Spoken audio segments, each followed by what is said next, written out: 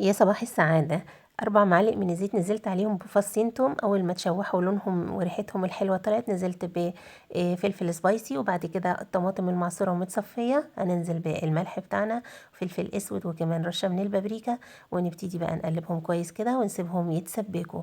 المكرونة سلقتها في مية بملح، وعليها كمان معلقتين من الزيت علشان ما تتمسكش ببعضها وما تعجنش مننا. ممكن نقدمها بقى بالشكل التحفة ده. في ناس بيحبوا ياكلوها بالطريقة دي، وفي ناس بتحب تاكلها بالشكل التقليدي.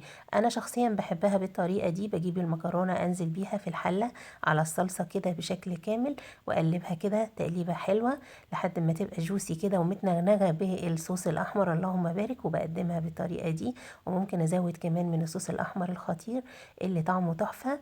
قدمتها كده جنب قطعة من البانيه وبطاطس محمرة. جربوها هتعجبكم جدا، وما تنسوش اللايك والشير.